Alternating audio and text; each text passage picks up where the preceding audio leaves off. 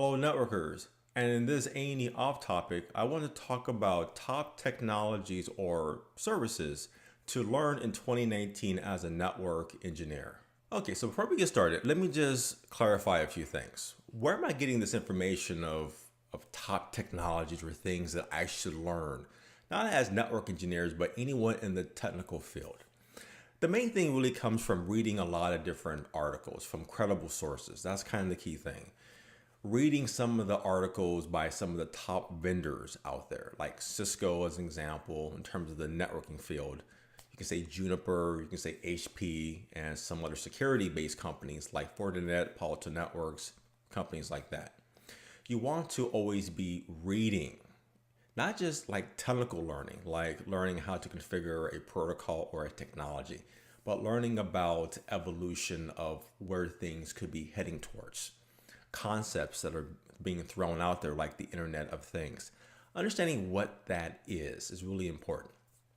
So I read many different articles, like from Medium. That's one of my favorite, really kind of a great publication that I like to read about being more productive. They have a lot of programming related topics and more of this is where technology is moving towards. They have a lot of different components to their website.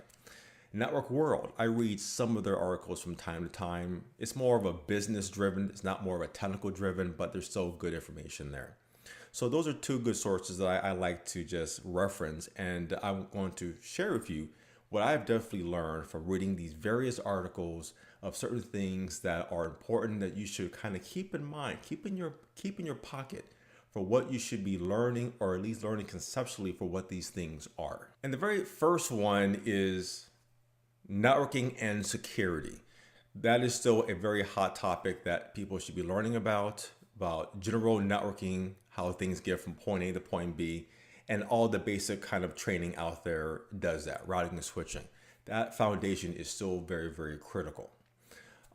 Security is a very important aspect, like with firewalls or for securing the network, dealing with best practices and recommendations. As networks get more complex, securing those networks and the data becomes really critical. I personally see that with the training that you guys are buying. That you guys are buying the security training a lot because that is a high demand. So learning about that is really important as network engineers. Another top technology is with cloud computing. Yeah, this has been around for such a long time. And it depends on what type of cloud computing that you're doing. Either you are deploying a cloud solution specifically, like with a data center and with a spine leaf topology. That's one aspect, but another one is as a consumer or as a customer using other cloud services such as Amazon, Google, or Microsoft's. Learning about those platforms and how to integrate that within companies, learning about those products and getting certified are very important to definitely learn about. Because most services today as network engineers or as system engineers is that we're utilizing the cloud for providing services for our customers and for the users in the environment. So learning about those particular products are very important. The next top trend is with programming and DevOps. Very important, especially as network engineers. And Python is such a very strong programming language that a lot of network engineers or most people are definitely diving into. It is such powerful. It is growing so fast. It is it's easy to really understand and learn from it.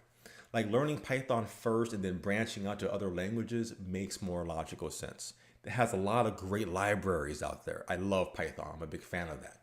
So programming and DevOps as network engineers, being network developers and using programming to manage your network equipment with the REST APIs and RESTconf and netconf and many different components like that is critical to definitely learn. You gotta start learning programming, and it's not that hard. Believe it or not, it's a lot of fun, and it allows you to be more flexible of you can create your own projects to say, this is a problem that I'm experiencing on my network of how to manage things or how to configure things, and let me have programming solve that problem. So it's really a good thing.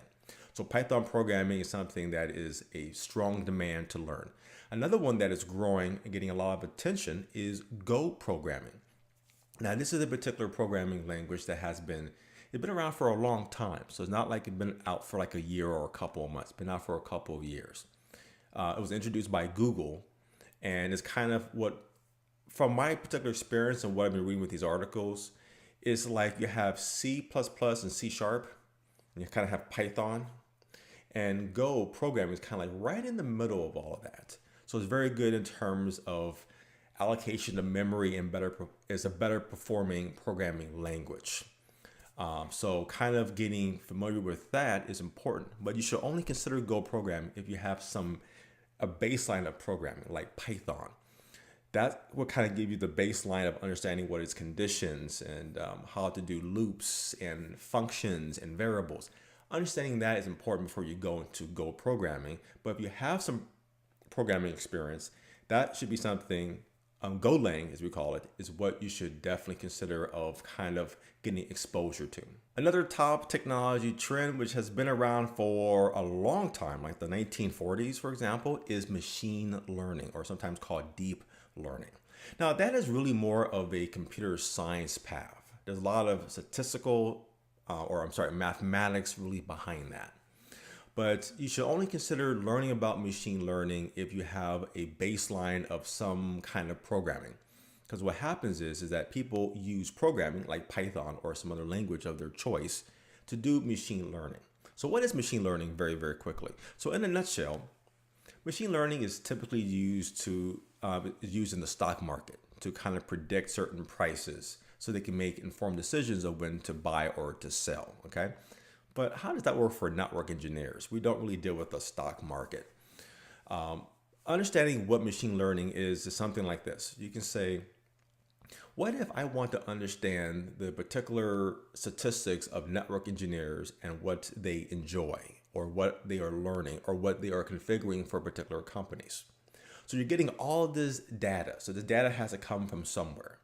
So you get in this data, and then from there, you can use machine learning for making predictions of what could happen in the future, things like that.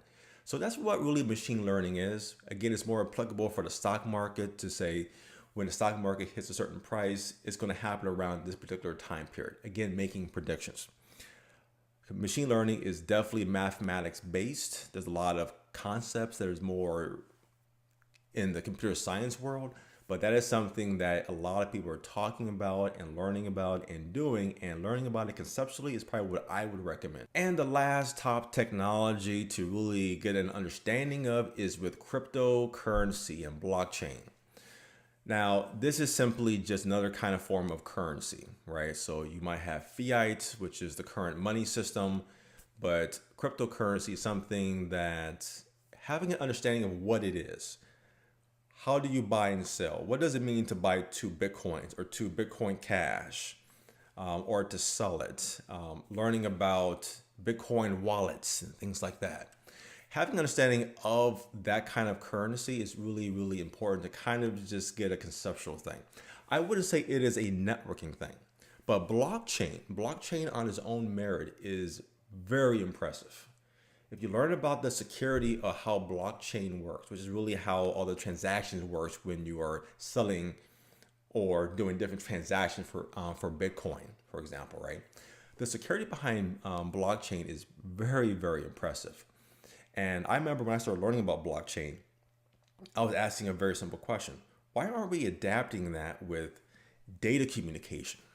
I was looking for like tons of particular articles of how can I use blockchain within network technologies or with data communication. There's nothing out there. But it's only really something that is used in the Bitcoin ecosystem with cryptocurrency. But learning about blockchain can be really important because that might eventually merge of some aspect into what we are as network engineers, because it is pretty strong in terms of the security.